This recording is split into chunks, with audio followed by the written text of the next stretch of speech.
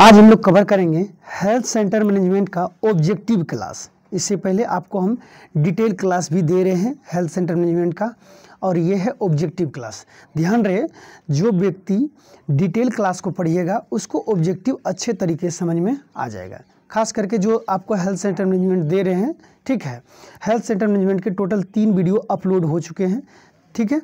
आज फर्स्ट होगा ये हेल्थ सेंटर मैनेजमेंट का ऑब्जेक्टिव, ठीक है। 2-3 क्लास और होगा, बस खत्म हो जाएगा जो एग्ज़ाम की दृष्टि से है, ठीक है। तो चलते हैं, क्योंकि हेल्थ सेंटर मैनेजमेंट बहुत छोटा सब्जेक्ट है, ज़्यादा बड़ा इसमें है नहीं, ठीक है। इसमें मेन रूप से ये सब सेंटर से और स्टॉक और क्लिनिक से ज़्यादा क्वेश्चन पूछा गया है, ठीक है। तो इन्हीं से रिलेटेड जितने भी ऑब्जेक्टिव हैं और जो डिटेल क्लास हैं वो आपको हम वीडियो अपलोड कर दे रहे हैं, ठीक है। चलिए, पहला क्वेश्चन है, प्रसव पूर्व भ्रूण की निगरानी पर परामर्श से मां को निम्नलिखित के बारे में जानकारी मिलनी चाहिए। कहने का मतलब क्या हुआ?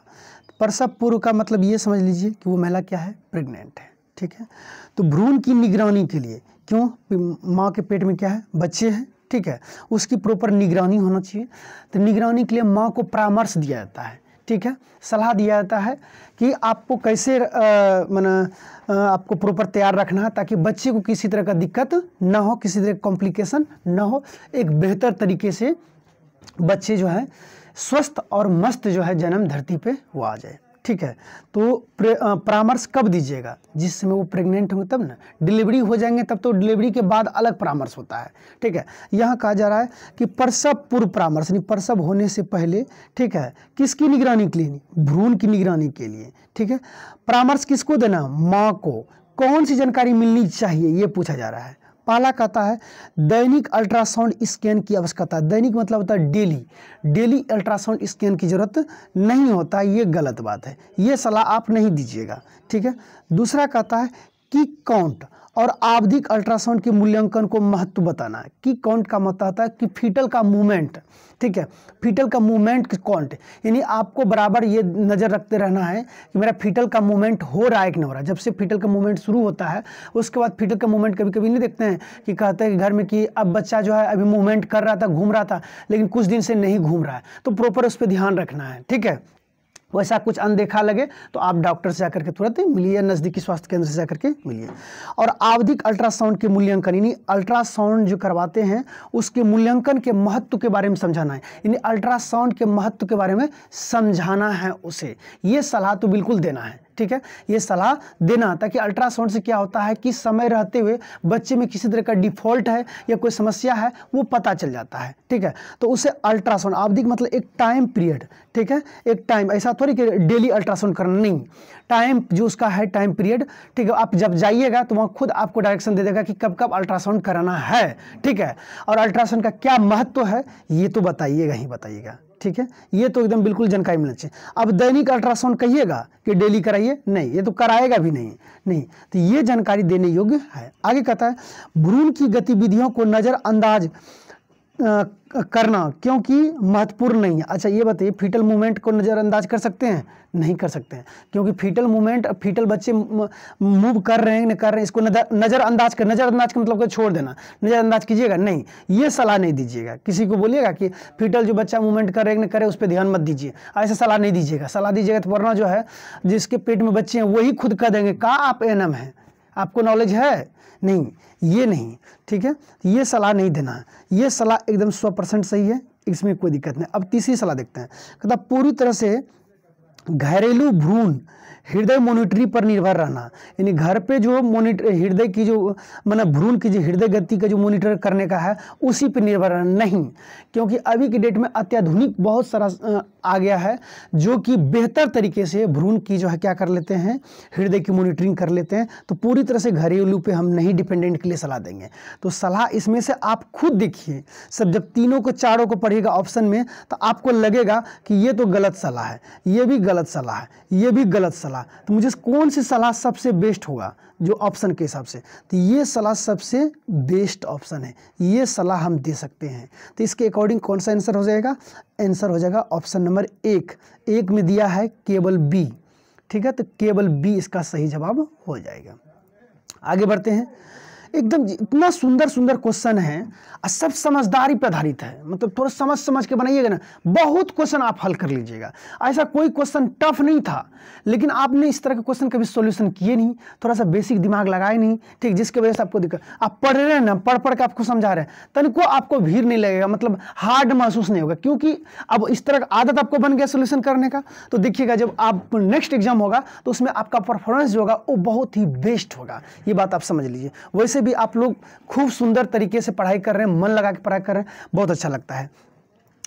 चलिए, कहता है कि सामुदायिक स्वास्थ्य परिचय में होम विजिट की प्राथमिक उद्देश्य क्या है। मेरा ये कहना है कि हम होम विजिट क्यों करते हैं, मेरा क्या उद्देश्य होता है, क्लियर कट है। आपको हम डिटेल समझाए हैं वीडियो में, उसमें एकदम बढ़िया समझाएं डिटेल क्यों करते हैं। फिर भी हम ऑप्शन देखते हैं, ठीक है।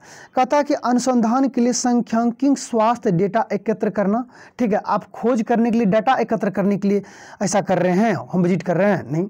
स्वास्थ्य शिक्षा सेमिनार का आयोजन करना, क्या आप सेमिनार का आयोजन करने के लिए होम विजिट करते हैं, होम विजिट करने जाते हैं घर पे तो सेमिनार वहाँ करने लगते हैं, नहीं, ये नहीं। कहता समुदाय के स्वास्थ्य और सामाजिक आवश्यकता का आकलन और समाधान करने के लिए जाते हैं, ये बिल्कुल सटीक है। हम क्यों जाते हैं, क्योंकि कम्युनिटी की स्वास्थ्य और सामाजिक आवश्यकता के आकलन करते हैं कि क्या ज़रूरत है, और कोशिश करते हैं उसे क्या करने का, समाधान करने का, ये बिल्कुल सही है, ठीक है। देखिए पहला क्यों नहीं हो सकता है, क्योंकि अनुसंधान के लिए सांख्यिकी स्वास्थ्य डेटा, ठीक है, सांख्यिकी स्वास्थ्य डेटा नहीं हमको चाहिए। अनुसंधान खोज करने के लिए हम एक डाटा नहीं लेंगे, ठीक है, डाटा के एकत्र करना वो नहीं होगा। सेमिनार आपको नहीं करना, होम विजिट में एक सेमिनार है। कहता चिकित्सा उपचार करना, चिकित्सीय उपचार नहीं कर सकते वहाँ पे, चीर फाड़ का काम वहाँ पे चिकित्सीय उपचार नहीं कर सकते, बल्कि आप होम विजिट के लिए जाते हैं। देखिए पढ़िएगा ऑप्शन, तो ऑप्शन में लगेगा कि ये हो सकता है, ये भी हो सकता है, ये भी हो सकता है, लेकिन 4 ऑप्शन क्यों देता है मल्टीपल चॉइस, उनमें से सबसे बेस्ट आंसर कौन सा आपको लग रहा है। जब डिटेल पढ़े रहिएगा एकदम बिल्कुल तरीके से देखने से पता चलता है कि समुदाय के स्वास्थ्य और सामाजिक आवश्यकताओं की आकलन और समाधान करने के लिए हम होम विजिट करने का उद्देश्य है। आगे चलते हैं। कहता अंतःगर्भाशय, अंतःगर्भाशय का मतलब क्या हुआ, जब बच्चे मतलब प्रेगनेंसी का टाइम कर रहा है, जब प्रेग्नेंट होते हैं, ठीक है। परामर्श को निम्नलिखित में से किसकी संभावना का समाधान करना चाहिए। कहने का मतलब किसी को अंतःगर्भाशय परामर्श देने के लिए जा रहे हैं, जो महिला प्रेग्नेंट है उस समय जो है आप परामर्श दे रहे हैं, तो किसकी संभावना को जो है समाधान कर रहे हैं। तो जाहिर सी बात है, आप सोचिए किसी भी व्यक्ति को हम क्यों देते हैं सलाह, समय से पहले सलाह हम क्यों देते हैं। यदि एक बच्चा है, ठीक है, या कोई विदेश जाता है पति कमाने के लिए, तो पति को क्या देते हैं कि बाहर तो जाइयो, एड्स न लाइयो, यानी पहले ही सलाह देते हैं, क्यों, बाहर में इस तरह की समस्याएं आपको आ सकते हैं, ठीक है। तो उसी तरह से यहाँ पे हम सलाह क्यों देते हैं, इसलिए सलाह देते हैं कि ताकि लेबर के समय, ठीक है, कोई ऐसा मना अचानक आकस्मिक कोई ऐसा घटना ना घट जाए जो पहले कभी नहीं हुआ था, ठीक है, उनको कम करना है। यानी अप्रत्याशित श्रम अवधि, कभी कभी कहते हैं ना लेबर का टाइम पीरियड बहुत ज़्यादा हो जाता है, 2-2 दिन हो गया, 3-3 दिन हो गया, अभी तक लेबर नहीं हो रहा है, मैंने इतना लंबा टाइम हो जाता है। पहला में तो खैर समय लगता है, लेकिन ज़्यादा अप्रत्याशित श्रम अवधि यानी लंबा और प्रगतिशील प्रोग्रेसिव ना हो, ठीक है, उसके समाधान के लिए करते हैं। तो समाधान इसलिए करते हैं। आपके एक सर ऐसा क्यों होंगे, देखिए बताते हैं। होता क्या है कि बहुत सारा महिला ऐसे होते हैं, वो प्रेग्नेंट हो गई, घर का हल्का फुल्का काम भी वो नहीं करेगी, एकदम बैठ सूत जाएगी। शुरुआत में थकान तो महसूस होता ही, इसमें कोई शक नहीं है। हम ये नहीं कहते हैं आपको शुरुआत में थकान महसूस होगा, काम करने की इच्छा नहीं करेगा, लेकिन फिर भी हल्का फुल्का करते रहना, चलते फिरते रहना है। इससे क्या होता है कि जकड़न जैसा स्थिति में बच्चा एक पोजीशन में नहीं रहेगा, तो बच्चा मूवमेंट हल्का फुल्का करते रहेगा, तो फिर आपको नॉर्मल जो डिलीवरी है उसकी चांस रहता है, वरना जकड़ा जाएगा पूरी तरह से। आप किसी तरह एकदम केवल सोते रहिए, आपको हम गारंटी देते हैं, केवल आप सोए रहिए, हम ऐसे कहते हैं आपका हाथ पैर जाम हो जाएगा, क्योंकि हड्डी जो बोन होता है वो जुड़ना शुरू हो जाता है। कभी कभी देखिए प्लास्टर लोगों को करता है तो हड्डी जैसे प्लास्टर करता है वैसे रह जाता है, इसलिए मूवमेंट बहुत जरूरी होता है, ठीक है। तो उससे अप्रत्याशित श्रम अवधि की प्रगति को क्या करना, समाधान करना, ठीक है। लंबा पीरियड अवधि, लंबा लेबर की अवधि ना हो, ठीक है, अचानक ऐसे कोई घटनाएं ना हो, उसको समाधान करना, प्रॉपर सलाह देना कि भाई प्रॉपर न्यूट्रिशन लीजिए, ठीक है। आपके सर जी और क्या सलाह देंगे, प्रॉपर न्यूट्रिशन नहीं लेंगे, सही से नहीं लेंगे तो क्या हो सकता है, समय से पहले बच्चे की डिलीवरी हो सकते हैं, ठीक है, अनमेच्योर बच्चा हो सकते हैं, है कि नहीं। तो इसलिए जरूरी है कि हम सलाह जो देते हैं प्रॉपर न्यूट्रिशन लेने के लिए देंगे, हल्की फुल्की काम, हल्की फुल्की काम होना चाहिए, हल्की फुल्की एक्सरसाइज डॉक्टर के अकॉर्डिंग एक्सरसाइज जब भी कीजिएगा, क्योंकि प्रेगनेंसी सबका अलग अलग तरीका होता है, किसी का हाई रिस्क भी होता है, तो वो डॉक्टर जो आपको जिस तरह का सलाह देंगे उस हिसाब से करना, ये बात जरूरी है। हाँ, लेकिन न्यूट्रिशन तो बहुत जरूरी है ना, प्रॉपर न्यूट्रिशन लेना, क्या क्या चीज़ों से हमें बचना चाहिए, जैसे कि लंबी दूरी यात्रा से हमें बचना चाहिए, है कि नहीं, लंबी दूरी यात्रा ना जाए। लास्ट ट्राइमेस्टर है उसमें जो है हम जैसे वैसे गाड़ी जिसमें कि क्या हो उछल कूद ज़्यादा हो, उससे हमें बचना चाहिए। यदि बस है, ट्रेन है, तो हमें ट्रेन की ज़्यादातर हम कहेंगे ट्रेन से आप सफ़र कीजिए, है, यदि ऐसे इमरजेंसी हो तो, ठीक है। तो ये सब सलाह देने से क्या होगा, अप्रत्याशित श्रम अवधि प्रगतिशील, अचानक किसी भी तरह की घटनाएं होने से क्या हो सकते हैं, बच सकते हैं। ये समाधान करने के लिए चाहिए, परामर्श का मतलब होता है। आगे चलते हैं, कहता है आंगनबाड़ी कार्यकर्ता, आशा कार्यकर्ता और अन्य स्वैच्छिक कार्यकर्ता को मार्गदर्शन प्रदान करते समय किस पर ध्यान महत्वपूर्ण है।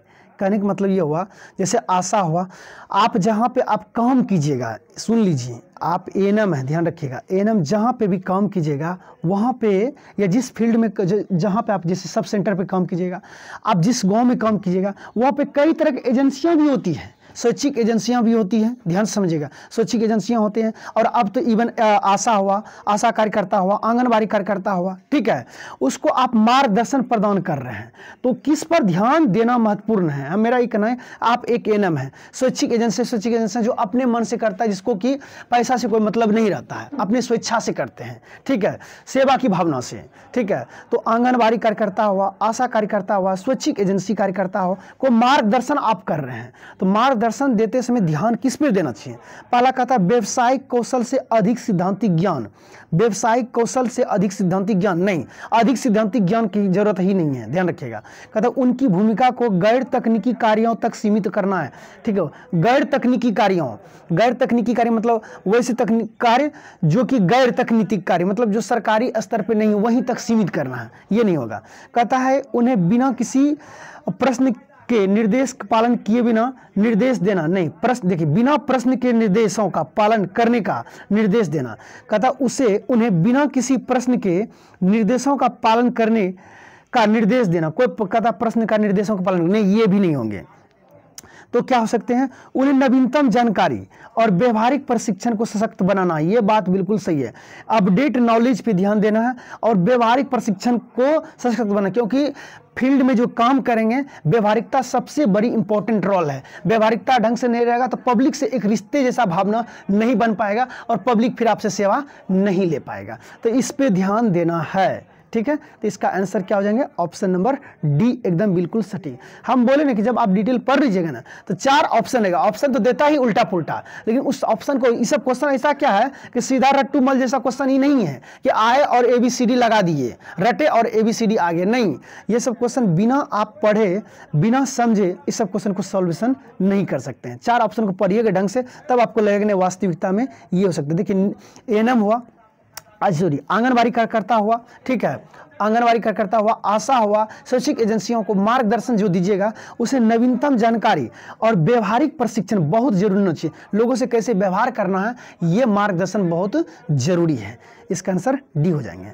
आगे चलते हैं, कहता राष्ट्रीय स्वास्थ्य कार्यक्रम में प्रभावी भागीदार के लिए, यानी राष्ट्रीय स्वास्थ्य कार्यक्रम है, ठीक है, उसमें प्रभावी भागीदार के लिए स्वास्थ्य देखभाल प्रबंधन की आवश्यकता होती है, यानी इफेक्टिव भागीदारी के लिए, ठीक है, इफेक्टिव भागीदारी के लिए किसके लिए स्वास्थ्य देखभाल प्रबंधन की आवश्यकता होता है। यानी कहने का मतलब ये हुआ, राष्ट्रीय स्वास्थ्य कार्यक्रम है, ठीक है, उस कार्यक्रम में लोग इफेक्टिव रूप से क्या हो, भागीदारी हो।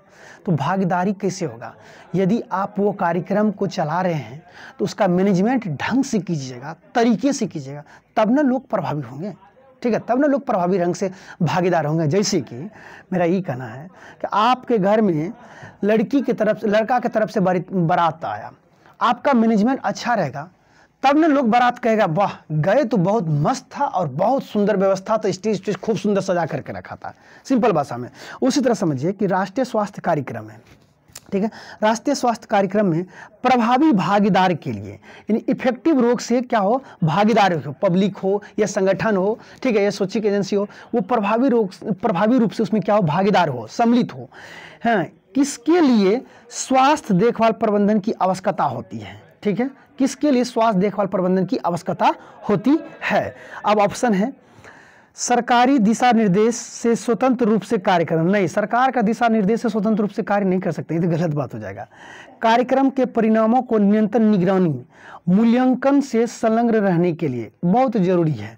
लगने रहा आपको ये कि कार्यक्रम के परिणामों की नियंत्रण, निगरानी, ठीक है, कार्यक्रम के जो परिणाम होंगे उसके नियंत्रण पर क्या रखना चाहिए? निगरानी रखना चाहिए। और मूल्यांकन में संलग्न रहने के लिए आगे कहता है केवल स्थानीय समुदाय की आवश्यकता को पूरा करने के लिए कार्यक्रम को तैयार करने के लिए नहीं, केवल स्थानीय समुदाय के लिए नहीं, ठीक है, केवल कार्यक्रम में वित्तीय पहलू पर ध्यान देना, केवल पैसे पे ध्यान देंगे नहीं, गलत बात है। ठीक है, ये इसका सटीक आंसर हो जाएगा कि कार्यक्रम के परिणामों को नियंत्रण, निगरानी और मूल्यांकन से संलग्न रहने के लिए।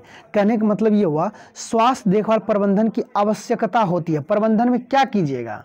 आप ये अच्छी तरह जान रहे हैं कि राष्ट्रीय स्वास्थ्य कार्यक्रम में लोगों की भागीदारी, प्रभावी भागीदारी लेना चाहते हैं, ठीक है, उसके लिए स्वास्थ्य देखभाल प्रबंधन करना चाहते हैं। तो प्रबंधन में आप ये ध्यान रखिएगा कि कार्यक्रम का जो परिणाम होगा उस पर नियंत्रण, निगरानी रखना है, ठीक है, क्या इसका परिणाम इफेक्टिव हो सकता है, उस तरह में प्रबंधन करके रखते हैं। जैसे कि हम घर में, हमारे घर में बाराती आया, उसका हम प्रबंधन ऐसा रखेंगे तो लोग को दूर से ही पता चलता है कि इसका परिणाम क्या हो सकता है, परिणाम के ऊपर निगरानी रखना है, परिणाम क्या हो सकता है इसका, एक बेहतर होगा या खराब होगा, है कि नहीं। तो परिणामों की नियंत्रण, निगरानी रखना, मूल्यांकन से संलग्न रहना, उसका मूल्यांकन करते रहना कि इसका वास्तव में परिणाम क्या हो सकता है। इस तरह का जो हम मैनेजमेंट किए हैं, लोगों की कितनी भागीदारी हो सकते हैं, लोग कितना इससे इफेक्टिव हो सकते हैं, ये जो कार्यक्रम हम चला रहे हैं।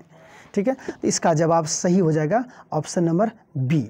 ध्यान रखिए ये सारे क्वेश्चन समझदारी पर आधारित है, ठीक है, समय लगेगा लेकिन समझ जाइएगा, धीरे धीरे आपकी आदत हो जाएगा इसी तरह का क्वेश्चन सॉल्यूशन करने का, फिर आपसे क्वेश्चन छूटेगा नहीं। आप क्वेश्चन तो बहुत देखे हैं लेकिन बिहार में जिस तरह का क्वेश्चन पूछा है इस तरह से, थोड़ा सा बोले ना आपको, इसमें लगभग हम कह सकते हैं कि 30 से 40 क्वेश्चन था ऐसा जो कि हूबहू मतलब पढ़े और जाकर के मार दिए। ठीक है, उसके बाद जो क्वेश्चन आया था वो समझ लीजिए कि समझ के मारने लायक क्वेश्चन आया था, समझ के क्वेश्चन मारने के लायक आया था। समझिएगा, डिटेल पढ़िएगा, तब समझ के आप मार सकते हैं। ठीक है, जो कि डिटेल हम आपको अपलोड कर दिए हैं। कहता स्वास्थ्य सेवा सेटिंग में आवश्यक स्टॉक को इंडेट करते समय, बनाए रखते समय एक महत्वपूर्ण विचार, ध्यान रखिएगा, इसका क्लास भी अपलोड हो जाएगा। इसका क्लास अभी 3 क्लास हुआ है, चौथा क्लास यही अपलोड हो जाएगा। फिर भी हम आपको यहाँ पे बताते हैं स्टॉक मतलब क्या होता है। जैसे स्वास्थ्य सब सेंटर है, सब सेंटर पे स्टॉक को इंडेट करते समय और बनाए रखते समय एक महत्वपूर्ण विचार है। ठीक है, इंडेट करते समय, इंडेट मतलब होता है जब आवश्यकता होता है तो आवश्यकता के अकॉर्डिंग जो है मंगाना पड़ता है बाहर जो आप क्या कर सकते हैं, रिपोर्ट लिख करके, हाँ यहाँ पे इतनी की कमी है। ठीक है, जैसे कि हमें स्टॉक चाहिए, स्टॉक में जो कमी है उसको बनाए रखना है, क्यों, ताकि कम्युनिटी की आवश्यकता जो है उसके हिसाब से हमें स्टॉक क्या करना है, बनाए रखना है। ठीक है, तो वही कहता है रखते समय एक महत्वपूर्ण विचार ये है, विचार क्या रखिएगा, कहता है अंतर्राष्ट्रीय ब्रांडों की प्राथमिकता दिए, गलत बात है। अंतर्राष्ट्रीय लेवल का जो ब्रांड है कहेंगे वही स्टॉक बना कर रखेंगे, नहीं, ये तो गलत बात है। कहता आपूर्ति की मांग, बार बार कहते हैं आपूर्ति की मांग, समझ लीजिए आपूर्ति की मांग में क्या हो, जो आवश्यकता है, ठीक है, और सेल्फ जीवन के बीच संतुलन, आपूर्ति की मांग और सेल्फ जीवन के बीच संतुलन। स्टॉक बनाते समय आप इन बातों के ऊपर महत्वपूर्ण विचार करिएगा ही करिएगा। ठीक है, कि क्या मांग है, ठीक है, और सेल्फ जीवन के बीच संतुलन। कहता महंगी आपूर्ति लागत, गलत बात है। जितना संभव हो उतना स्टॉक जमा करना, ये गलत बात है। आपकी मर्जी जितना होगा उतना संभव स्टॉक करके रखिएगा, पता चलेगा। हमारा ये कहना है कि आप जिस क्षेत्र में काम कर रहे हैं, ठीक है, उस क्षेत्र में कोरोना का एक पेशेंट आपको मिल गया है, तो अब आप मुझे बताइए, आप जहाँ पे काम कर रहे हैं सब सेंटर पे, वहाँ पे क्या कीजिएगा, वहाँ पे आप देखिएगा कि कोरोना फैल रहा है, हमारे पास मास्क प्रॉपर है कि नहीं है, सैनिटाइजर है कि नहीं प्रॉपर, ठीक है, वैक्सीन प्रॉपर मेरे पास है कि नहीं। यदि नहीं है तो इंडेट मतलब बाहरी अधिकारी से, बाहर से क्या करना, यानी पीएससी लेवल पे आप क्या कीजिएगा, मांग कीजिएगा इसे। खैर इसको हम समझाएंगे, डिटेल से घबराना नहीं है, लेकिन ये क्वेश्चन ऐसा नहीं है कि जिसको आपको समझ में नहीं आएगा। ठीक है, ऐसा नहीं क्वेश्चन कि आपको समझ में नहीं आएगा। तो स्टॉक का मतलब हुआ स्टॉक करना। स्टॉक आप क्या कीजिएगा, आपूर्ति की मांग, यानी जो मांग है उसके हिसाब से आपको स्टॉक करके रखना होगा। जैसे कोरोना अभी तुरंत आवे कि कोरोना का वायरस फैल गया है, जिस कम्युनिटी में आप काम कर रहे हैं किसी गाँव में, तो उस हिसाब से आप क्या स्टॉक करके रखिएगा, मास्क, हैंड सैनिटाइजर, ठीक है, वैक्सीन, ये स्टॉक करके रखिएगा ना रखिए, जो कम्युनिटी की आवश्यकता है। या फिर जिस कम्युनिटी में आप काम कर रहे हैं उसकी हिस्ट्री रहा है कि ठंड बरसात के समय आया है, ठीक है, उस समय मलेरिया हो सकते हैं, ठीक है, मलेरिया बरसात के समय आया है, बरसात के समय कौन कौन सा डिजीज उस क्षेत्र में प्रॉपर आता है, तो उस हिसाब से आपको स्टॉक करके रखनी। यानी आवश्यकता की आपूर्ति जो है, आवश्यकता के अनुसार, यानी आपूर्ति की मांग और सेल्फ जीवन के बीच संतुलन के हिसाब से इसको स्टॉक करके रखना है। आगे चलते हैं। कथा उपकेंद्र और क्लिनिक को व्यवस्थित करने में गतिविधियों को शेड्यूल करने के मुख्य कारक क्या है, ठीक है, ये तो हम आपको समझा दिए थे, ठीक है, डिटेल क्लास में बताएं अच्छी तरह से कि गतिविधि को समुदाय की प्रमुख स्वास्थ्य आवश्यकता, हर जगह आपको आवश्यकता नाम का वर्ड छोड़ेगा ही नहीं, ठीक है, समुदाय की आवश्यकता। अब आवश्यकता में ये देखना है कौन मुख्य रूप से बेहतर तरीके से है। गतिविधियों को समुदाय के प्रमुख स्वास्थ्य आवश्यकता के साथ संरेखित करना है, यानी कहने का मतलब ये हुआ उपकेंद्र और क्लिनिक पर जो भी गतिविधि का हम शेड्यूल बनाएंगे वो शेड्यूल किसके अनुसार बनाएंगे, ठीक है, वो समुदाय के प्रमुख स्वास्थ्य आवश्यकता के अनुसार हम संरेखित करेंगे, यानी समुदाय की जो आवश्यकता है उसके साथ हम जोड़ करके रखेंगे, ठीक है, उसके अनुसार हम गतिविधि करेंगे। तो इसका आंसर ए एकदम बिल्कुल सटीक हो जाएंगे। आगे बढ़ते हैं। कथा आशा योजना की विशेषताएं क्या है, ठीक है, आशा योजना की विशेषताएं क्या है। वैसे आशा योजना 2005 में शुरू हुआ था, लेकिन ये जाकर के 2012 में प्रॉपर रूप से ये लागू हुआ था, ध्यान रखिएगा, ठीक है।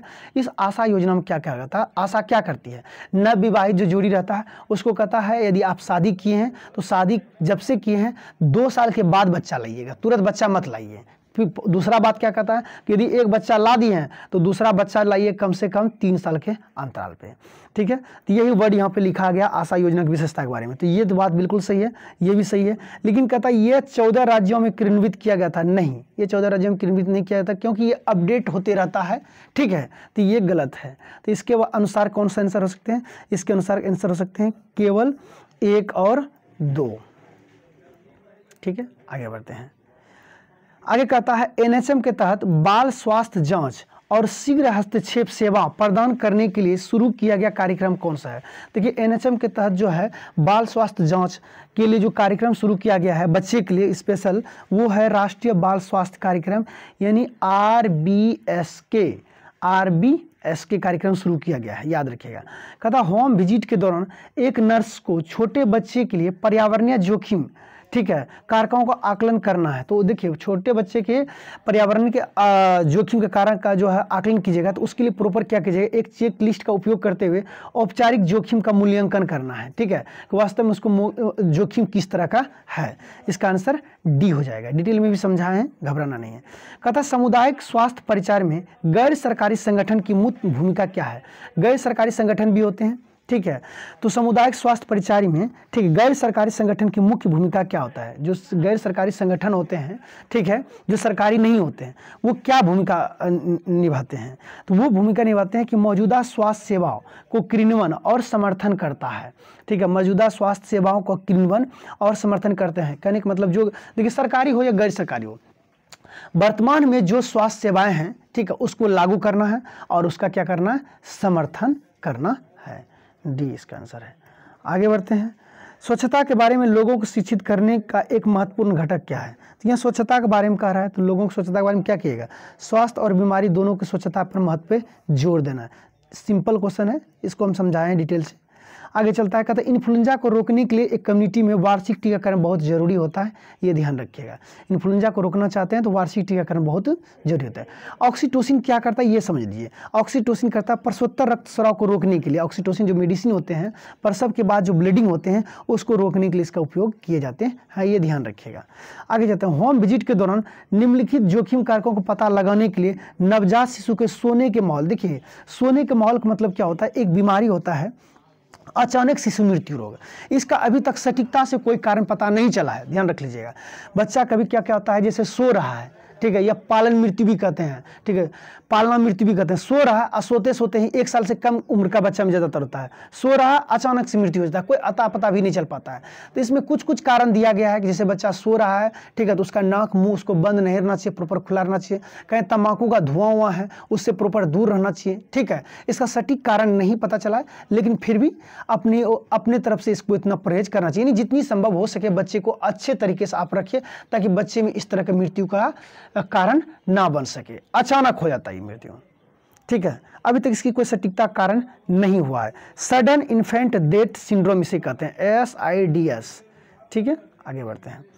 कहता पहली तिमाही में नियमित प्रसव देखभाल। देखिए पहली तिमाही में जो अल्ट्रासाउंड किया जाता है, कौन सा अल्ट्रासाउंड का सिफारिश किया जाता है, वो डेटिंग अल्ट्रासाउंड होता है। पहली तिमाही में अल्ट्रासाउंड जो किया जाता है उस अल्ट्रासाउंड का नाम होता है डेटिंग अल्ट्रासाउंड, ये याद रखिएगा, ठीक है। डेटिंग अल्ट्रासाउंड क्या होता है कि ये पहली तिमाही में किए जाने वाला अल्ट्रासाउंड स्कैन है, जिसमें 12 सप्ताह का स्कैन भी कहा जाता है।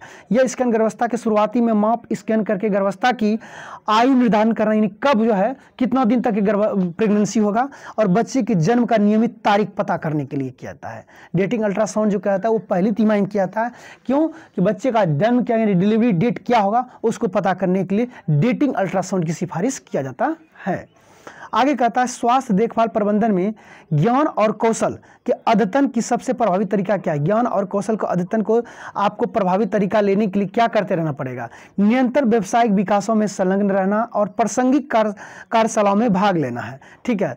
नियंत्रण जो है व्यावसायिक विकास में संलग्न रहना है। जो व्यावसायिक क्षेत्र में, जो स्वास्थ्य क्षेत्र में जो भी डेवलप हो रहे हैं उससे आप जुड़े रहिए, ठीक है। जुड़े रहिएगा तभी तो आपको न्यूनतम ज्ञान मिल पाएगा। आप स्वास्थ्य क्षेत्र में क्या क्या क्या नए नए चीज़ डेवलप हुए हैं, ठीक है, नए नए चीज़ क्या विकास हुए हैं, किस तरह से कम मेहनत से हम कम समय में बेहतर तरीके से हम जांच कर सकते हैं। अब उन चीज़ों से परिचित रहिएगा तब ना हम कहेंगे कि नवीनतम ज्ञान से आप क्या हैं, परिचित हैं। इसका आंसर 3 होगा। आगे कहता है दंपति पखवाड़ा या मोबाइलाइजेशन पखवाड़ा कब मनाया जाता है। तो ये देखिए दंपति पखवाड़ा या मोबाइलाइजेशन पखवाड़ा जो होता है 27 जून से लेकर के 10 जुलाई तक मनाया जाता है। एक्चुअली ये परिवार नियोजन कार्यक्रम के तहत मनाया जाता है ताकि जनसंख्या स्थिरीकरण किया जा सके, ठीक है। आगे नीचे हम लिख दिए हैं इसको, बढ़ती हुई जनसंख्या के ऊपर जो है कंट्रोल किया जा सके।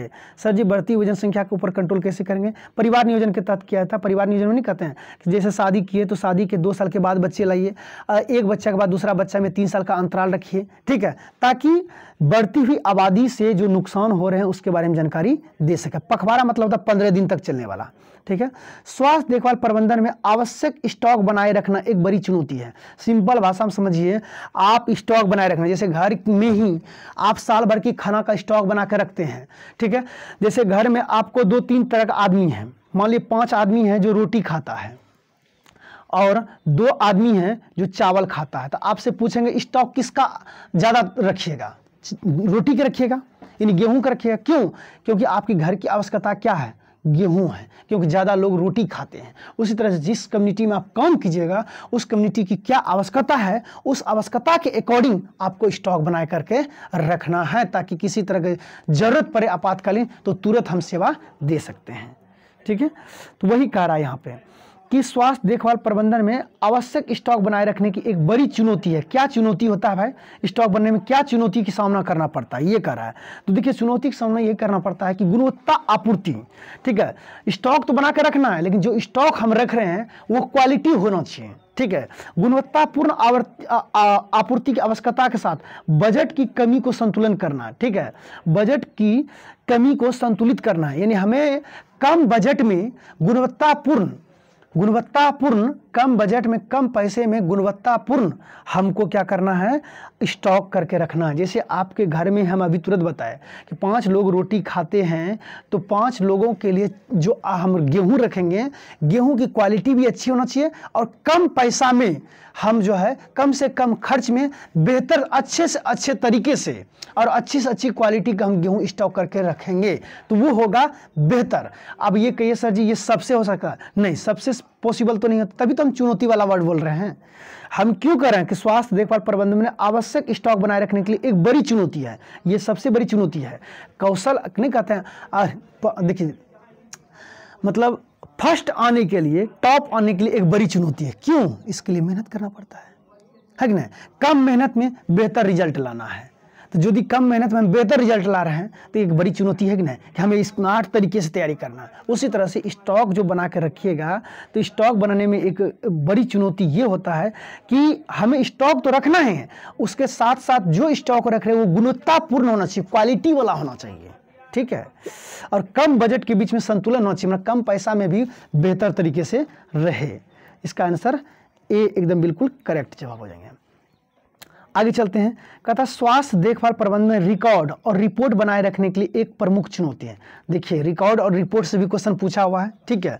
तो स्वास्थ्य देखभाल प्रबंधन में, मैनेजमेंट में रिकॉर्ड और रिपोर्ट बनाए रखने की एक प्रमुख चुनौती है। इसमें क्या चुनौती आते हैं, जब आप रिकॉर्ड और रिपोर्ट बनाए रखने में आपको क्या चुनौती आते हैं, ये आपसे पूछा जा रहा है।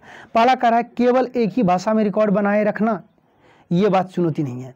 रोगी को मेडिकल रिकॉर्ड पर विशेष रूप से ध्यान केंद्रित करना, डिजिटल रिकॉर्ड कीपिंग सिस्टम को अपनाने में अनिच्छुक, डाटा पहुंच की आवश्यक साथ गोपनीयता संतुलन बनाए रखना।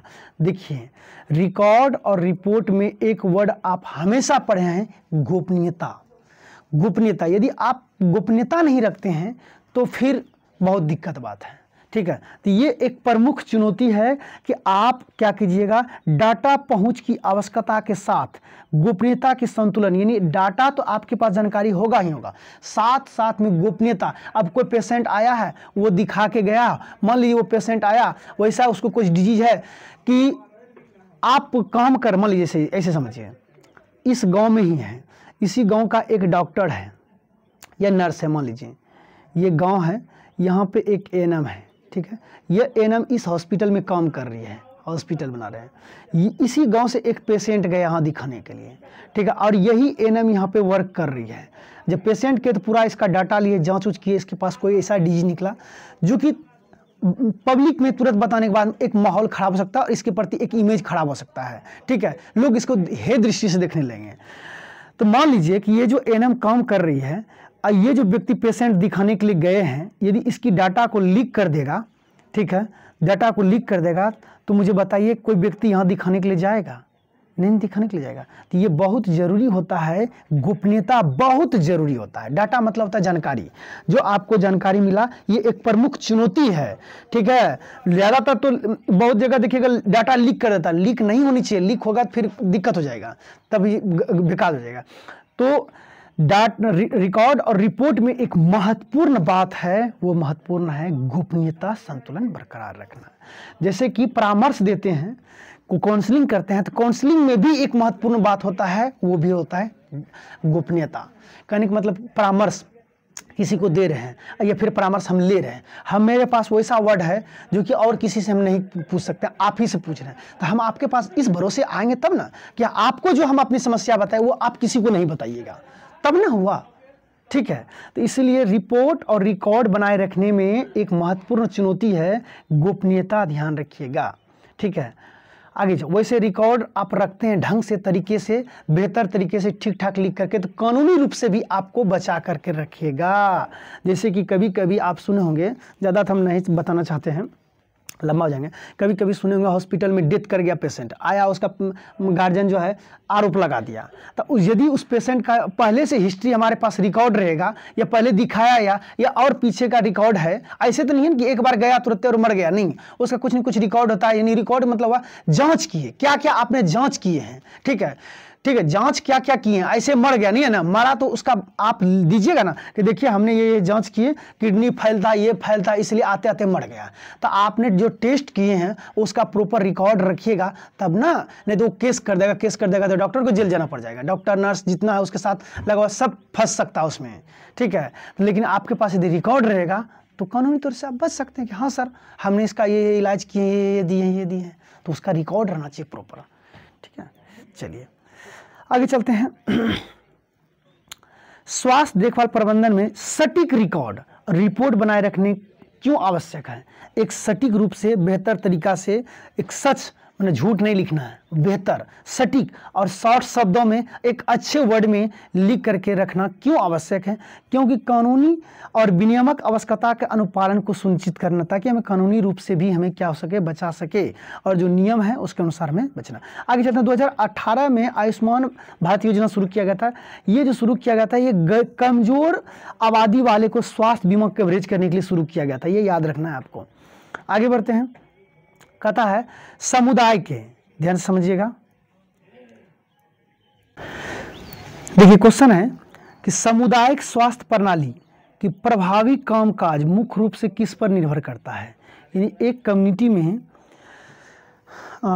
जो सामुदायिक स्वास्थ्य प्रणाली है वो इफेक्टिव कामकाज, ठीक है, यानी एक कम्युनिटी में हम काम कर रहे हैं, वो इफेक्टिव काम होगा। तो इफेक्टिव काम कैसे होगा? तो इफेक्टिव काम होगा विभिन्न स्वास्थ्य क्षेत्र और सेवाओं के बीच सहयोग से। कहने का मतलब ये हुआ कि जैसे कम्युनिटी में आप काम कर रहे हैं, तो कम्युनिटी में यदि मिल करके हम काम करते हैं, क्योंकि किसी भी कम्युनिटी में या किसी भी समुदाय में ये स्वैच्छिक एजेंसियां भी होते हैं, गैर सरकारी संगठन भी होते हैं, ठीक है, निजी क्लिनिक भी होते हैं, ठीक है। तो यदि आपस में सहयोग की भावना से हम काम करेंगे तो वो काम काज क्या होगा? प्रभावी यानी इफेक्टिव होगा, ठीक है। इसका आंसर डी हो जाएंगे। आगे चलते हैं। पोषण को बढ़ावा देने के लिए सामुदायिक स्वास्थ्य नर्स की रणनीति में क्या शामिल होना चाहिए? आप चाहते हैं न्यूट्रिशन को बढ़ावा देने के लिए, तो क्या कहेंगे, कैसे आपकी रणनीति रहेगा? पहला कहता केवल कैलोरी सेवन के लिए केवल कैलोरी कहेंगे लेने के लिए। दूसरा कहता सांस्कृतिक और सामाजिक आर्थिक संदर्भों के अनुरूप आहार को सलाह देना। ये बात बहुत जरूरी है। सांस्कृतिक और सामाजिक आर्थिक संदर्भों, कुछ कुछ संस्कृति है, कुछ कुछ सामाजिक आर्थिक संदर्भों के अनुसार सलाह देना है न्यूट्रिशन यदि बढ़ाना चाहते हैं। क्योंकि देखिए किसी गांव में जाइएगा, बेचारे के पास खाने के लिए उतनी पैसा नहीं है, ठीक है, या फिर उस गांव में आप गए, वहाँ लोग जो है शाकाहारी लोग ज़्यादा है, मांसाहार नहीं खाता है, तो उसके अनुरूप में आपको न्यूट्रिशन उसको बताना पड़ेगा।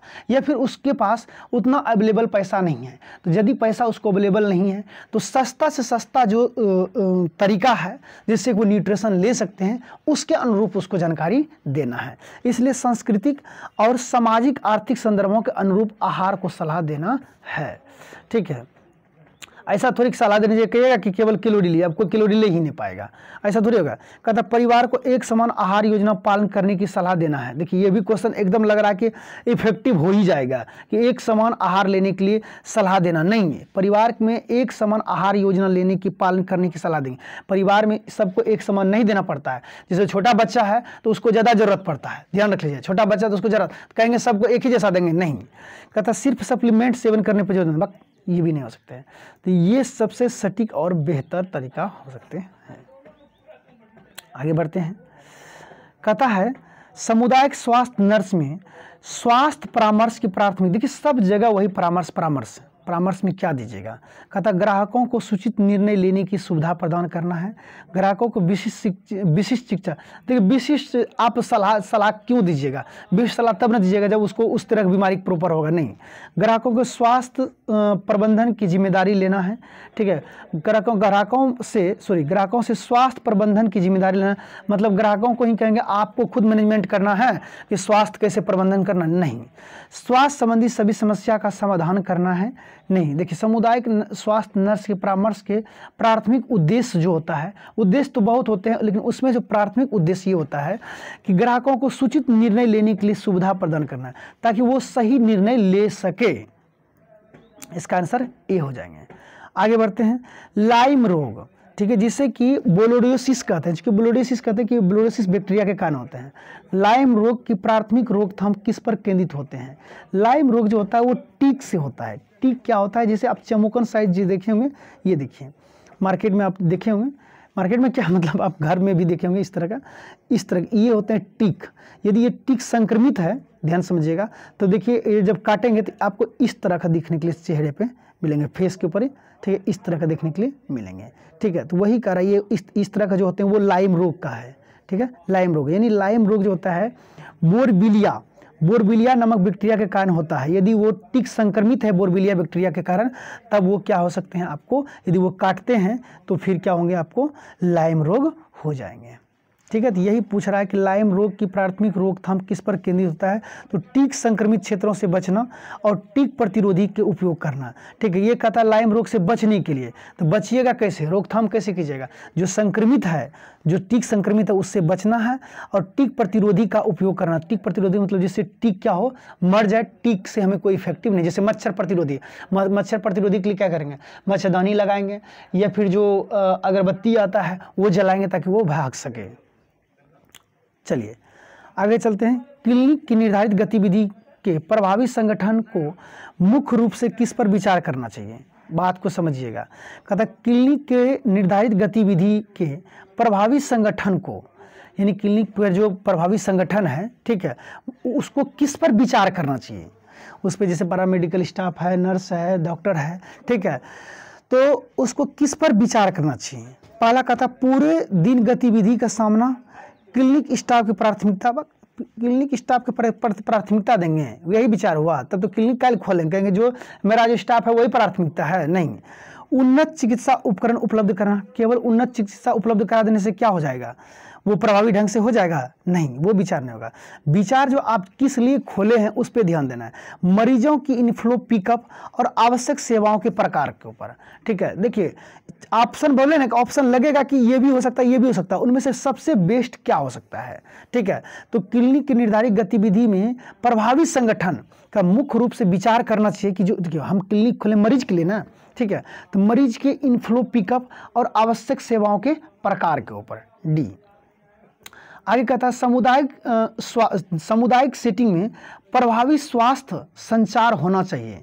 स्वास्थ्य संचार मतलब क्या हो, लोगों को जानकारी देना है, ठीक है। संचार का मतलब होता है मतलब बताना, जैसे कि आपको फ़ोन के द्वारा दिया जाता है, टीवी के द्वारा दिया जाता है, अभी फ़ोन तो नहीं, रेडियो मान लीजिए ना, एक कम्युनिटी को देने के लिए हम रेडियो, टेलीविज़न, ये ना हुआ, केवल फ़ोन से नहीं होता, अब फ़ोन से भी हो गया है।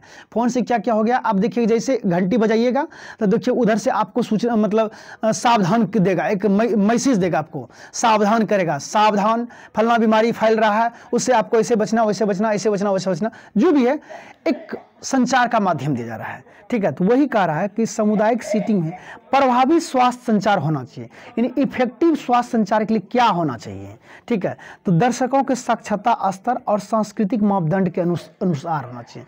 देखिए लोग एजुकेटेड तब होंगे, संचार से तब समझेंगे यदि दर्शक साक्षर हो, ठीक है। साक्षर होंगे तो आप जब बताइएगा वो समझेंगे, ठीक है। नहीं तो अभी के डेट में जो साक्षर नहीं है, पढ़े लिखल नहीं है, बजत रहता मोबाइल में, कोई का बजत रहता है पता नहीं चलता, क्योंकि वो पढ़े लिखे नहीं है, वो बुझ नहीं पा रहे हैं, ठीक है।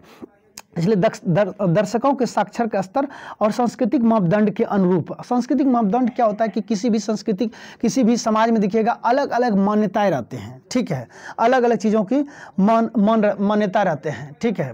जैसे कि आप किसी कम्युनिटी में बोले ना, आपको किसी कम्युनिटी में सांस्कृतिक मान्यता है कि भाई यहाँ पे मांस मछली या फिर फलना चीज़ हम नहीं खाते हैं, तो नहीं खाते तो उसके विकल्प में क्या हो सकते हैं वो आपको बताना है। तो इसका आंसर डी एकदम सटीक जवाब हो जाएंगे, यानी 4। कहता है एएनएम आशा कार्यकर्ता को प्रभावी मार्गदर्शन में शामिल होना चाहिए।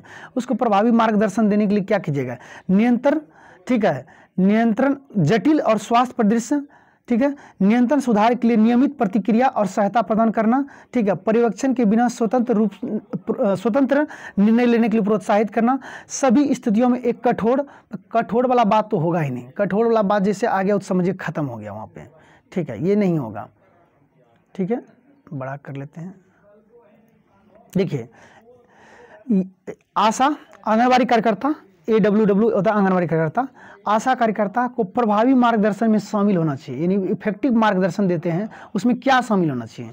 पहला कहता है जटिल स्वास्थ्य परिदृश्य में उनके जोखिम को सीमित करना, ठीक है, जटिल स्वास्थ्य परिदृश्यों में उनके जोखिम को सीमित करना, ये मार्गदर्शन आप नहीं दे सकते हैं, ठीक है, ये मार्गदर्शन नहीं देना है, ठीक है। उनके जोखिम को सीमित करना, जटिल स्वास्थ्य परिदृश्यों में ऐसा कंडीशन है जो बहुत डेंजर है, तो उस कंडीशन में आप सीमित करने की कोशिश नहीं कीजिएगा, ध्यान रखिएगा। ये आंगनबाड़ी कार्यकर्ता छोटा मोटा ट्रीटमेंट करते हैं, ठीक है, थोड़ा मोड़ा देखते हैं, ज़्यादा कुछ विशेष नहीं, वहाँ जटिल है, जोखिम है, तो उस कंडीशन में क्या करते हैं, तुरंत हम बाहर दे देते हैं, ये परामर्श उसको नहीं देंगे, कहेंगे कि खूब डेंजर है तो आप कोशिश कीजिए उसे कम करने का, नहीं, तुरंत हमारे बस की बात ही नहीं है, हम बाहर उसे भेज देंगे। ठीक है, कहता है निरंतर सुधार के लिए नियमित प्रतिक्रिया और सहायता प्रदान करना, ये बिल्कुल सही है। जोखिम को सीमित करना, जोखिम सीमित आप नहीं कर सकते हैं, बल्कि आप सहायता प्रदान कर सकते हैं, इस तरह का आप जो है मार्गदर्शन दे सकते हैं, इसलिए इसका आंसर 2 हो जाएंगे। आगे चलते हैं, स्वास्थ्य देखभाल में बाल स्वीकृति का तात्पर्य क्या होता है? ठीक है, कहता है बाल स्वीकृति का तात्पर्य क्या होता है? स्वास्थ्य देखभाल में बाल स्वीकृति का तात्पर्य होता है चिकित्सा संबंधी निर्णय में बच्चे की भागीदारी उनकी उम्र और परिपक्वता के अनुरूप होनी चाहिए। आगे बढ़ते हैं, आगे कहता है कि परिवार नियोजन राष्ट्रीय कार्यक्रम का लक्ष्य क्या होता है? देखिए, परिवार नियोजन मतलब प्रजनन स्वास्थ्य, ठीक है, बाल मृत्यु दर और रुग्णता को कम करना, जनसंख्या स्थिरीकरण करना। ठीक है, तो इसका आंसर क्या हो जाएंगे? 3 हो जाएंगे। तीनों के तीनों परिवार नियोजन, परिवार नियोजन में यही होता है। ठीक है, बाल मृत्यु दर और रुग्णता बीमारी को कम करना परिवार नियोजन इसलिए कहते हैं ताकि, देखिए इसलिए कहते हैं एक शादी किए तो 2 साल के बाद बच्चा लिए, ताकि चच्चा बच्चा ठीक रहे, एक बच्चा के बाद दूसरा बच्चा जो है 3 साल के बाद लिए, ताकि चच्चा बच्चा ठीक हो। प्रजनन स्वास्थ्य, ठीक है, प्रजनन से संबंधित जो भी प्रॉब्लम है वो क्या हो? बिल्कुल ठीक हो, ठीक है, स्वस्थ हो, मस्त हो। जनसंख्या स्थिरीकरण, ठीक है, ये परिवार नियोजन के लक्ष्य है। इसका आंसर 3 हो जाएंगे, 4 हो जाएंगे। ऑप्शन नंबर 4 यानी 1, 2 और 3 सही है। आगे चलते हैं, यहाँ लिख दिए हैं परिवार नियोजन कार्यक्रम का लक्ष्य होता है प्रजनन स्वास्थ्य और बाल मृत्यु और रुग्णता को कम करना और जनसंख्या स्थिरीकरण करना परिवार नियोजन का लक्ष्य है, ध्यान रखिएगा। कहता भारत में राष्ट्रीय परिवार कल्याण कार्यक्रम की शुरुआत कब हुआ? बहुत ही अच्छा क्वेश्चन है।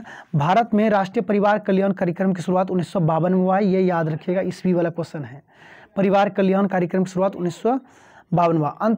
अंतर्गर्भाशय परामर्श का लक्ष्य क्या है?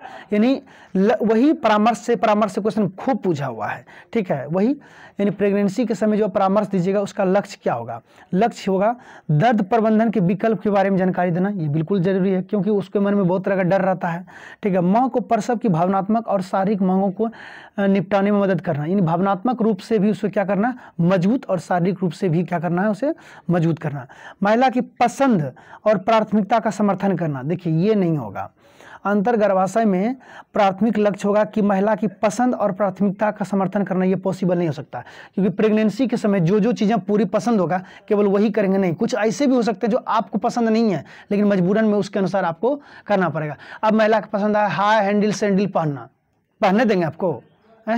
महिला का मन है कि नहीं ट्रेन पे न चढ़ करके हम बसे पे चढ़ेंगे, लास्ट सेमेस्टर चल रहा है तो हम पहनने देंगे, हम उसको चलने देंगे? नहीं, तो ये पसंदीदा नहीं होगा। भले ये हो सकता है कि दर्द प्रबंधन के विकल्प के बारे में जानकारी प्रदान करना है कि भाई टेंशन नहीं लीजिए, उसके लिए विकल्प है। माँ को प्रसव की भावनात्मक और शारीरिक मांगों के निपटान में मदद करना, भावनात्मक रूप से तैयार करना, यानी इसका आंसर केवल 1 हो जाएंगे, यानी 1 और 2 इसमें सही हो जाएंगे।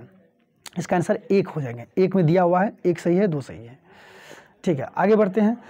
स्वास्थ्य देखभाल प्रबंधन के लिए अपने कौशल को अद्यतन करने में सबसे प्रभावी तरीका क्या है? स्वास्थ्य देखभाल प्रबंधन में अपने कौशल को जो है अद्यतन करना चाहते हैं, ठीक है, अपडेट करना चाहते हैं, तो उसके लिए क्या होगा सबसे प्रभावी तरीका? ठीक है, उसके लिए सबसे प्रभावी तरीका क्या हो सकती है? देखिए सेम क्वेश्चन अभी ऊपर तुरंत हम बताए थे। ठीक है, तो आपको नॉलेज तब ना होंगे जिसे कार्यशाला और सम्मेलन में क्या करना? भाग लेना है, और निरंतर व्यवसायिक विकास में क्या रखना? संलग्न रहना। जो कार्यक्रम हो रहे हैं सम्मेलन में, देखिए सम्मेलन कहीं होते हैं वहाँ पे हम जाएंगे तब तो नई नई चीज़ों के बारे में जानकारी लेंगे, है कि नहीं? इसका आंसर 3 हो जाएंगे। आगे चलते हैं। कहता है कि सामुदायिक स्वास्थ्य नर्स में प्रभावी हेल्थ काउंसलिंग की प्रमुख सिद्धांत क्या है? यानी इफेक्टिव हेल्थ काउंसलिंग हो उसके लिए क्या सबसे बेहतर होंगे? ठीक है, कहता है ग्राहकों के साथ भरोसेमंद और सम्मानजनक संबंध स्थापित करना, ये देखने से ही पता चलता है कि ये बिल्कुल सही है। कहता है व्यक्तिगत केंद्रित दृष्टिकोण का उपयोग करना, ग्राहकों को जरूरतों के अनुसार लक्ष्य पर केंद्रित करना, यानी जिसको हम परामर्श दे रहे हैं उसका लक्ष्य क्या उस पर केंद्रित करना, ये भी बात बिल्कुल सही है।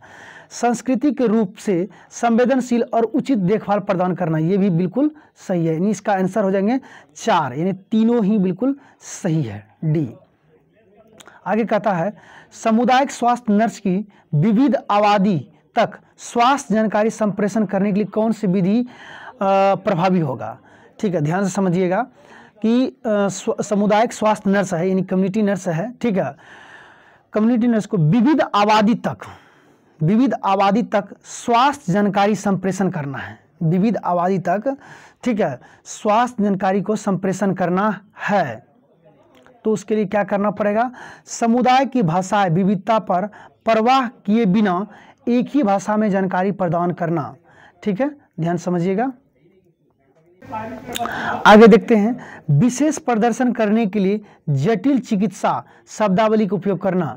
आपको ऐसा नहीं लगता कि जटिल शब्दावली का प्रयोग करेंगे तो ये दिक्कत की बात है?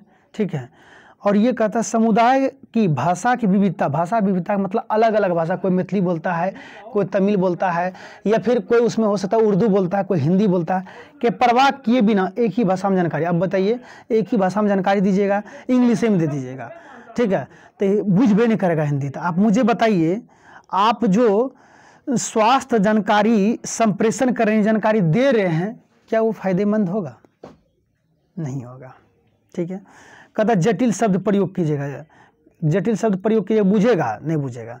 सभी स्वास्थ्य संचरण के लिए पूरी तरह से लिखित सामग्री पर निर्भर करना, ये भी नहीं होगा, क्योंकि पूरा लिखित दीजिएगा, बहुत लोग पढ़े लिखे नहीं हैं, या लिखित में भी अलग अलग भाषा का प्रयोग कर दीजिए, एक ही भाषा का प्रयोग कीजिएगा, वो भी गड़बड़ हो जाएगा। ठीक है, संचार पद्धति को समुदाय की सांस्कृतिक, भाषाओं और साक्षरता की आवश्यकता के अनुरूप बनाना है। कहने का मतलब ये हुआ, आपको हम कहेंगे, आप एएनएम हैं, ठीक है, आपको हेल्थ के बारे में एक कम्युनिटी को जानकारी देना है, बताना, हेल्थ एजुकेशन देना है पूरी कम्युनिटी को। तो क्या आप ध्यान रखिए, क्या आप एक ही भाषा में देने की कोशिश कीजिएगा? तो आपको ध्यान देना पड़ेगा कि वहाँ की संस्कृति कैसा है, वहाँ की भाषाएं क्या है, वहाँ की साक्षरता का लेवल क्या है, ठीक है, किस तरह के लोग साक्षर, उसको ध्यान में रखते हुए यदि आप जानकारी संप्रेषण कीजिएगा, नहीं जानकारी दीजिएगा, हम लिख के देते हैं आपको पन्ना पे, एकदम सबसे इफेक्टिव और सबसे बेस्ट होगा। कभी कभी बड़े बड़े नेता लीडर आते हैं किसी किसी कम्युनिटी में भाषण देने के लिए, देखिएगा, खास करके मोदी की मैं चर्चा करता हूँ, कि जब भी वो जिस क्षेत्र में जाएंगे उस क्षेत्र का, ठीक है, कुछ न कुछ वो उस क्षेत्र का भाषा व लोकल भाषा बोलना, ठीक है, उस क्षेत्र का कुछ न कुछ ऐसा चीज की चर्चा करना जो कि उस क्षेत्र के लोग जान रहे हैं। देखिए तुरंत मोदी मोदी एकदम हल्ला होना शुरू हो जाता है। ठीक है, यानी दर्शक को अपनी ओर इफेक्टिव कर रहा है, खींच ले रहा है। ठीक है, उसी तरह जब आप जानकारी दीजिएगा तो जानकारी जिस भाषा के, जिस संस्कृति के लोग वहां रहते हैं उसके अकॉर्डिंग आप दीजिएगा, एकदम इफेक्टिव होगा 100%। इसलिए इसका आंसर ए एकदम सही हो जाएंगे। आगे बढ़ते हैं, कहता एएनएम वही एडब्ल्यू यानी आंगनबाड़ी कार्यकर्ता, आशा कार्यकर्ता और अन्य स्वैच्छिक, ये शायद लगता है रिपीट क्वेश्चन हो गया है। ठीक है, इसका आंसर 2 हो जाएंगे, यानी ए बी सी तीनों सही है, सी इसका आंसर 2 हो जाएंगे, रिपीट क्वेश्चन हो गया, ऊपर पढ़ाए थे तुरंत। आगे चलते हैं, राष्ट्रीय स्वास्थ्य कार्यक्रम को क्रियान्वयन में भाग लेने में एक स्वास्थ्य देखभाल प्रबंधन की प्राथमिक भूमिका होनी चाहिए। एक स्वास्थ्य देखभाल प्रबंधक की प्राथमिक भूमिका क्या होना चाहिए? ठीक है, कह रहा है कि आप राष्ट्रीय स्वास्थ्य कार्यक्रम को क्रियान्वयन में, यानी क्रियान्वयन कर रहे हैं, लागू कर रहे हैं, ठीक है, क्रियान्वयन में भाग लेने में एक स्वास्थ्य प्रबंधक की प्राथमिक भूमिका क्या होना चाहिए। तो ध्यान रखिएगा कि सामुदायिक स्वास्थ्य के साथ साथ कार्यक्रम को संरेख करना और सुनिश्चित करना और एक संपर्क बनाए रखना है समुदाय की आवश्यकता के अनुसार। डी इसका हो जाएंगे आंसर।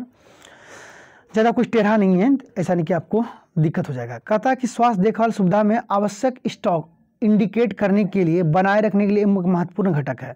लगता है ये क्वेश्चन फिर हम वहाँ पे बताए हैं, लेकिन यहाँ पे थोड़ा सा लगता है कि ऑप्शन डिफरेंट है क्या। भंडारण बनाए रखने के लिए यहाँ पे थोड़ा सा ऑप्शन है कि बजट की कमी और भंडारण की क्षमता के साथ आवश्यक आवश्यक, वही क्वेश्चन है, केवल यहाँ पे भाषा को चेंज कर दिया गया, ऑप्शन को, बजट की कमी और भंडारण की क्षमता को बनाए रखना। ठीक है, आवश्यक संतुलन बनाए रखना, हमारे पास जितना पैसा है उस हिसाब से हम स्टॉक करके रखेंगे और गुणवत्तापूर्ण रखेंगे। यहाँ पे गुणवत्तापूर्ण भी कह रहा है, गुणवत्तापूर्ण पर विचार किए बिना, गलत बात है, किए बिना, विचार तो करना पड़ेगा। आगे, भारत में राष्ट्रीय तंबाकू नियंत्रण कार्यक्रम 21 व्यवहार परिवर्तन सिद्धांत के अनुरूप है। तंबाकू कार्यक्रम कह रहा है तो आप समझ जाइए कि स्वास्थ्य विश्वास मॉडल पर है, बी, याद रखिएगा। कुछ क्वेश्चन ऐसे हैं जो बिल्कुल याद रखने लायक है।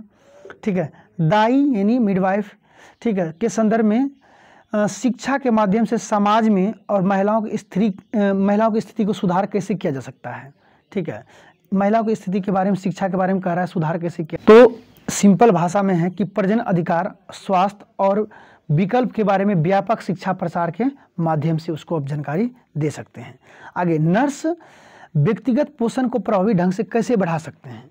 नर्स चाहते हैं कि व्यक्तिगत इन इंडिविजुअल लोगों को क्या कर सकते हैं, उसका पोषण न्यूट्रिशन प्रभावी ढंग से बढ़ाना है उसे, तो क्या करना पड़ेगा। कहते हैं सभी व्यक्ति को आहार अनुपूरक निर्धारण करेंगे, व्यक्ति को लोकप्रिय आहार प्रवृत्ति मैंने लोकप्रिय जो आहार है उसको लेने के लिए प्रोत्साहित करेंगे। कहते हैं व्यक्तिगत विविधताओं पर विचार किए बिना, ठीक है, विभिन्न व्यक्तिगत विविधता मतलब सबको अलग अलग खाना होता है, उसका रुचि अलग अलग होता है। कहता है उसके बिना परवाह किए, उसके परवाह की विचार बिना किए जो है आहार योजना का सुझाव दे देंगे, बात ऐसा होवे नहीं करेगा। लोग मांस खाता है, कोई मछली खाता है, कोई साग खाता है, कोई भात खाता है, मतलब सबको देखना ना पड़ेगा जी कौन शाकाहारी कौन मांसाहारी है, ठीक है। उसकी विविधता, व्यक्तिगत विविधता को विचार किए बिना नहीं कर सकते हैं, उसकी विविधता को उसको नज़र में रखते हुए आपको काम करना पड़ेगा। यानी व्यक्तिगत स्वास्थ्य स्थिति और जीवन शैली के आधार पर व्यक्तिगत पोषण संबंधी परामर्श देंगे। व्यक्तिगत उसकी पर्सनल स्वास्थ्य स्थिति क्या है, उसकी जीवन शैली क्या है, उसके आधार पर हम परामर्श देंगे। इसका आंसर डी हो जाएंगे। कहता कौन उच्च स्तरीय कीटाणु शोधन है, ये हम बताएं प्राइमरी हेल्थ केयर में ग्लूटाल्डिहाइड जो होते हैं वो उच्च स्तरीय के कीटाणु शोधन के उदाहरण है। आगे कहता है कि बच्चे की रक्षा के लिए बाल चिकित्सक नर्सिंग देखभाल में गोपनीयता एक महत्वपूर्ण है, ठीक है, गोपनीयता एक महत्वपूर्ण है, ठीक है, ध्यान रखिएगा। तो सभी निर्णय लेने के लिए इस क्वेश्चन को समझ लीजिएगा, बच्चों के उसकी रक्षा के लिए बाल चिकित्सक नर्सिंग देखभाल में गोपनीयता एक महत्वपूर्ण है, उसकी रक्षा की बात कहा जा रहा है, ध्यान समझिएगा, रक्षा की बात कर रहा है।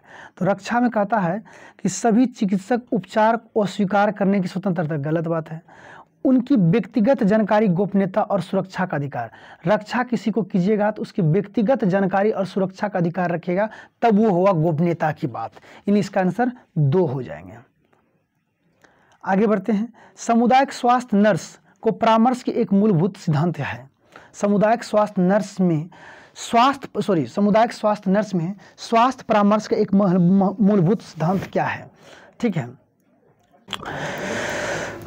इस क्वेश्चन का आंसर देखते हैं हम लोग कि सामुदायिक स्वास्थ्य नर्स में स्वास्थ्य परामर्श का मूलभूत सिद्धांत क्या है। स्वास्थ्य परामर्श हम देंगे, उसका मूलभूत सिद्धांत कहता है ग्राहक स्वायत्तता पर निर्देशात्मक सलाह पर जोर देना, ठीक है, ग्राहक स्वायत्तता पर निर्देशात्मक सलाह पर जोर देना, यानी ग्राहक की जो अपनी स्वतंत्रता है उस पर निर्देशात्मक देना है, सलाह पर जोर देना। निर्देशात्मक मतलब जो सलाह दिया गया, निर्देश दिया गया, उस पर हम जोर देने के लिए कहेंगे। आगे कहता है ग्राहक के साथ गैर निर्णयात्मक, जो निर्णयात्मक नहीं है, सहानुभूतिपूर्ण सहायक संबंध स्थापित करने, जहाँ पे भी अच्छे वर्ड लिख रहा है सहानुभूति, ठीक है, सहायक संबंध स्थापित करना, वो सीधी शब्दों में देखने से ही पता चलेगा वही आंसर होगा। इसका आंसर बी हो जाएंगे। थक भी गए हैं थोड़ा सा हम। आगे चलते हैं कि स्वास्थ्य देखभाल प्रबंधन में निर्धारित गतिविधि को चलाने के लिए उपकेंद्र और क्लिनिक पर क्या व्यवस्था पर विचार करना चाहिए, ठीक है। तो आप स्वास्थ्य देखभाल प्रबंधन में निर्धारित गतिविधि को चलाने के लिए उपकेंद्र और क्लिनिक पर व्यवस्थित करने के लिए विचार कीजिएगा। किस तरह का आप व्यवस्थित करने पर विचार कीजिएगा, ये कहा जा रहा है, ठीक है। कहता है कि समुदाय की जरूरतों और संसाधनों का आकलन करना, बिल्कुल। उपकेंद्र और क्लिनिक के संचालन के लिए एक रणनीतिक योजना बनाना, बिल्कुल। गुणवत्ता और दक्षता को सुनिश्चित करने के लिए एक प्रभावी प्रथाओं का लागू करना, बिल्कुल सही है इसका। यानी इसका आंसर तीनों हो जाएंगे। देखने से पता चलता है, नहीं देखने से पता चलता है कि समुदाय की जरूरत और संसाधनों का आकलन करना, ये बात बिल्कुल बार बार कहते आ रहे हैं।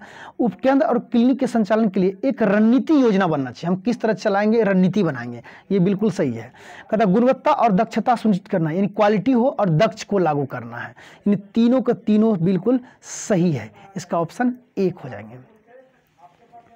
आगे दांत की सफाई के बारे में कहा जा रहा है, तो दांत की सफाई के बारे में ज़्यादा कुछ विशेष नहीं है, ध्यान रख लीजिएगा, ठीक है।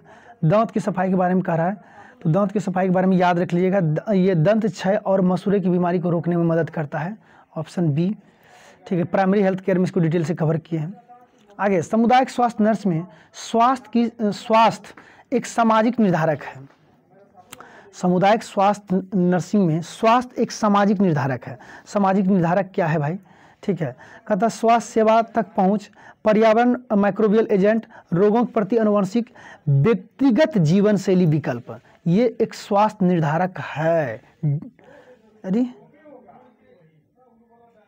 एक मिनट, व्यक्तिगत जीवन शैली विकल्प, इसका आंसर कहीं मिस्टेक है क्या, हम देख ले जरा सा, क्योंकि चलिए फिर से हम देखते हैं क्वेश्चन को, क्योंकि इसका आंसर हम अभी डी मारे, व्यक्तिगत विकल्प, क्योंकि जीवन शैली भी जो होते हैं ये भी इसमें अंतर्गत आते हैं, लेकिन ये आंसर नहीं लिया गया है, तब हमें इसे ढंग से तरीके से देखना पड़ेगा। कहता है सामुदायिक स्वास्थ्य नर्सिंग में, ठीक है, स्वास्थ्य का एक सामाजिक निर्धारक है, स्वास्थ्य का एक सामाजिक निर्धारक है, स्वास्थ्य सेवाओं तक पहुँच, ठीक है, सामाजिक निर्धारक यही है, याद रखिएगा कि स्वास्थ्य सेवाओं तक पहुंच, यानी एक कम्युनिटी का जो निर्धारक है कि हम जो स्वास्थ्य सेवा दे रहे हैं, कहने का मतलब एक कम्युनिटी में काम कर रहे हैं, ठीक है, वहाँ जो हम सेवा दे रहे हैं यदि उस सेवा तक लोग नहीं पहुँच पा रहा है, तब वो क्या होगा, वो सेवा जो है आप माने वो सेवा बिल्कुल इफेक्टिव नहीं होगा। इफेक्टिव होने के लिए ज़रूरी है कि स्वास्थ्य सेवा तक पहुँच होना बहुत ही ज़रूरी है, इसलिए इसका आंसर ए हो जाएंगे। आगे बढ़ते हैं। आशा आंगनबाड़ी कार्यकर्ता और आशा कार्यकर्ता और अन्य स्वैच्छिक एजेंसी, ये फिर हमें एक बार क्वेश्चन लगता है ना कि एक ही क्वेश्चन बार बार एग्जामिनर पूछा है, घुमा घुमा करके, देख रहे हैं, एक ही क्वेश्चन को बार बार घुमा करके पूछा हुआ है, ठीक है। अभी ऊपर में हम पढ़ाए हैं आशा आंगनबाड़ी कार्यकर्ता को लेकर के, देखिए 2-3 बार आ गया है, उसमें बताए थे ज्ञान और कौशल और नियमित सहायता को सशक्त बनाना है, वही सेम क्वेश्चन ऊपर जो भी बताए थे। चलिए आगे बढ़ते हैं।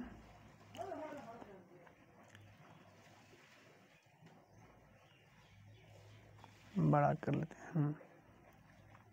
कथा सामुदायिक स्वास्थ्य समस्या में सामुदायिक समस्या समाधान में समानता का सिद्धांत निम्नलिखित में से किसको संदर्भित करता है? समानता का सिद्धांत किसको संदर्भित करता है? केवल बहुसंख्यक आबादी स्वास्थ्य आवश्यकता पर ध्यान केंद्रित को, ये तो समानता नहीं होगा, ठीक है। समानता की बात कर रहा है, विभिन्न जनसंख्या समूह की भिन्न भिन्न आवश्यकताओं के आधार पर स्वास्थ्य संसाधनों का वितरण, बिल्कुल यही सही है। देखिए ये पहला गलत है कि बहुसंख्यक के ऊपर, आबादी के ऊपर कंट्रोल कर, समानता की बात होगा तो बहुसंख्यक पे केवल हम नहीं जाएंगे। कहता सबसे धनी समुदाय को, धनी समुदाय हम बोले थे ना कि किसी भी कम्युनिटी में आप वितरण कीजिएगा तो लिंग, जाति, धन के आधार पर कोई भेदभाव नहीं होनी चाहिए, ठीक है। तो इसका सटीक जवाब हो जाएंगे बी। हम टोटल 50 क्वेश्चन तक ही कवर किए हैं, ठीक है। आगे 50 क्वेश्चन नेक्स्ट वीडियो में हम लेंगे, ठीक है। हो सकता है कि वीडियो आपको क्लास नंबर 4 मिल जाएगा स्टॉक से रिलेटेड, ठीक है, अपलोड हो जाएगा, टेंशन लेने की कोई ज़रूरत नहीं है। स्टॉक पढ़ लीजिएगा, तो स्टॉक जब पढ़ लीजिएगा तो फिर आपको जो हम डिटेल अभी क्लास पढ़ाए, इसमें यदि कोई पॉइंट समझ में दिक्कत होता होगा तो स्टॉक जब डिटेल पढ़ लीजिएगा तो और वो चीज़ें क्लियर ढंग से हो जाएगा। मिलते हैं नेक्स्ट दिन, धन्यवाद।